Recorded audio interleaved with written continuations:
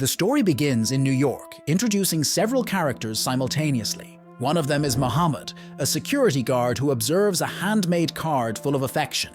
Another is George, a charismatic comedian preparing for an upcoming event and rehearsing his jokes naturally. Then we have Maureen, a confident TV reporter, and her fiancé Don enjoying an intimate moment in their luxurious home. The other characters are Celine, a beautiful pregnant woman, Jane, an elderly widow, and Martin, an overweight man. Among the guests, there's a famous businessman named Henry Barton and his spoiled 10-year-old granddaughter Madeline. They are heading to a 52-story building, which belongs to Henry himself. In the next scene, all the mentioned characters arrive at Henry's building for a party that will take place on the top floor. One by one, they all board the same elevator after passing through security controls. George seems to have claustrophobia, so he asks the guard not to overcrowd the elevator. Despite the elevator being crowded, the security guard puts all 9 people inside it, which is the maximum allowed number. George gets nervous as the elevator goes up, staring fixedly at the increasing floor numbers. Martin tries to calm him down, saying he's been using the elevator for 6 years and has never faced any problems. To make matters worse for George, the spoiled Madeline presses the emergency button, making the elevator stop suddenly. Hey, the movie I'm summarizing is called Elevator. It's a thriller mixed with psychological horror. What would you do if you were trapped in an elevator with a bomb? Don't forget to subscribe to the channel and hit the bell to receive the best summaries. George gets really upset and starts arguing with the brat. Henry joins the discussion to protect his granddaughter, saying it was unintentional, but George is sure she did it on purpose. Before the confusion escalates, Muhammad manages to calm everyone down. He then suggests that Henry press the restart button, which he does. Despite everyone's expectations, the elevator remains stopped. Henry panics and presses the ground floor button, making the elevator descend a bit before stopping again. Then George's fear of enclosed spaces turns into a nervous breakdown, and he starts cursing at Madeline with profanity. Henry becomes furious at this and fires George on the spot, but George doesn't care about it. He just wants to escape the elevator soon. Trapped in the elevator, Henry activates the alarm and notifies the front desk about the situation.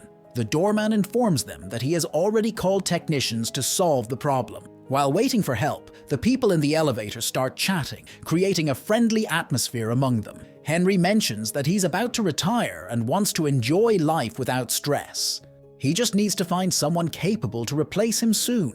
After some time, Celine, who is pregnant, feels an urgent need to use the bathroom. Unable to hold it anymore, she uses her bag as an improvised container. The others move away while Martin uses his coat to give her privacy. Meanwhile, Madeline gives a look and makes a rude comment, but is reprimanded by her grandfather. The subject changes to Jane, who tells her sad story to everyone. She reveals that her son was killed in Iraq the previous year, and that her husband did something terrible after losing a lot of money. He had invested in Henry's company, but the stocks plummeted in just a few weeks.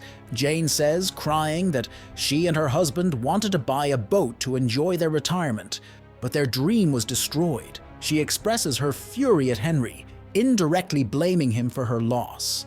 In response, Henry says that life is sometimes cruel, so it's better to enjoy each day as if it were the last. He then questions Jane's reason for being there at that moment. Unable to give the answer he wanted, Jane feels a sharp pain in her chest and starts losing breath, showing signs of a heart attack. She slowly falls to the floor and, before dying, confesses that she has a bomb, which is the reason she came to seek revenge for her husband. The confession causes terror in everyone, and Martin immediately calls 911 and reports the emergency that's happening. Shortly after, Jane dies, and Muhammad, who was previously a doctor, confirms her death. After this, journalist Maureen takes out her phone and starts recording and broadcasting what's happening. Henry again tries to talk to security through the elevator radio, but the security guard is rude and tells them to wait. In the midst of the tense situation, the hostages begin to debate about who should check if Jane had a bomb on her body. After a long discussion, Celine volunteers for the job. She begins to carefully examine Jane's bag, but only finds a wallet, which relieves everyone. However, they find a newspaper clipping in her bag that reveals details about her husband's death case. Celine continues to inspect Jane's body, and this time finds something on her stomach. She opens the clothes and sees the bomb strapped to her waist with a bicycle lock. The discovery terrifies everyone, and they are speechless for a moment. During this time, journalist Maureen, who recorded everything, sends the images to her TV station.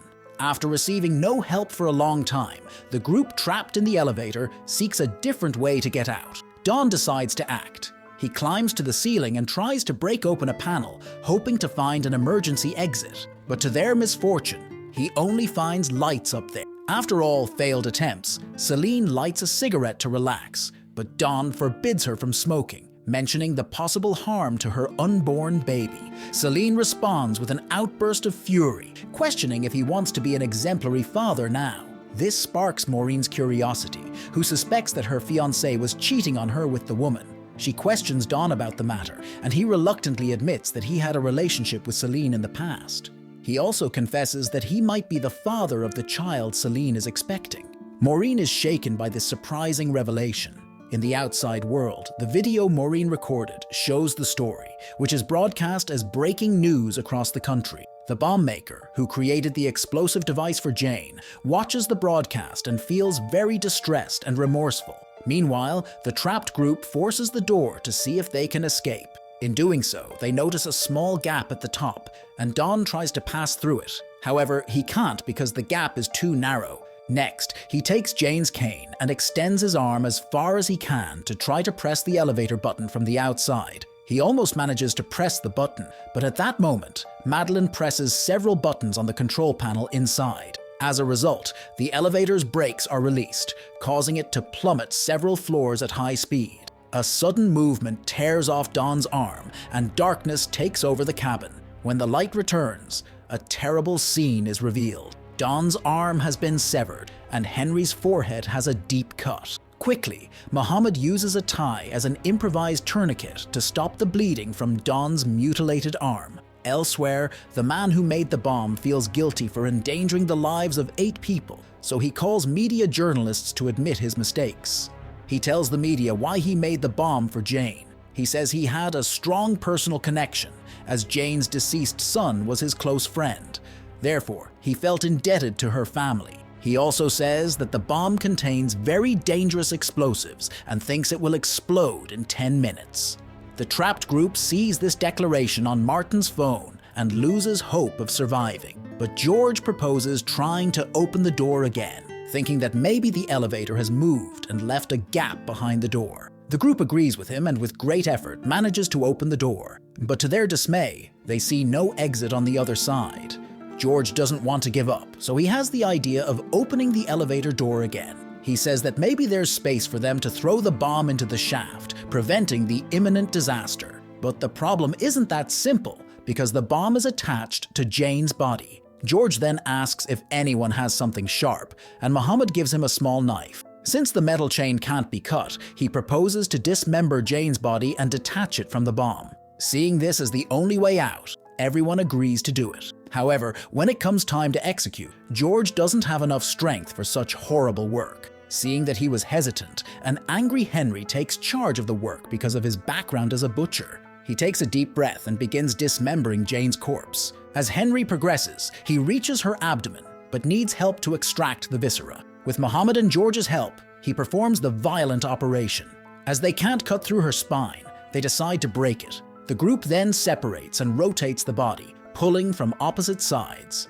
George blamed Henry for everything that was happening and demanded that he pay $1 million to each of them if they managed to get out alive. Henry surprisingly agreed.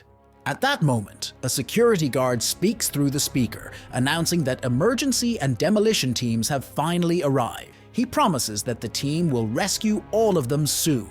In a few minutes, the emergency team lowers the elevator and opens the door, making a narrow gap to remove the trapped group. Then, they start taking everyone out one by one. When only Martin remains, he notices that the gap isn't wide enough for him to get through it. George, in turn, asks the rescuers to lower the elevator to another floor to save Martin. However, with only a few minutes left on the timer, they close the elevator door regretfully, leaving Martin trapped inside with Jane's corpse. He sobs uncontrollably, aware that his end is near. However, In the final moments, he calms down and realizes that he is a hero as he saved everyone's lives. With this thought, he awaits his fate, and the bomb detonates in a few seconds. After this horrible scene, Dawn is rushed to the hospital, while George and Muhammad sit, their faces showing a combination of sadness and relief. As Henry leaves them, George reminds him of his promise of $1 million for each survivor, but he pays no attention. George and Muhammad talk a bit, thinking about the uncertain future that awaits them. Shortly after, a journalist approaches George and asks him how he was so brave during that difficult situation. George decides to admit the truth, saying that he had to stay calm for the good of everyone involved. Right after, he answers a call from his wife, who knows nothing about what happened. She asks him to buy some things at the market before coming home. George also doesn't tell her anything and just agrees before saying goodbye. Poor big guy. Hey, write in the comments what you would do if you were in this situation. So that's it until the next recap.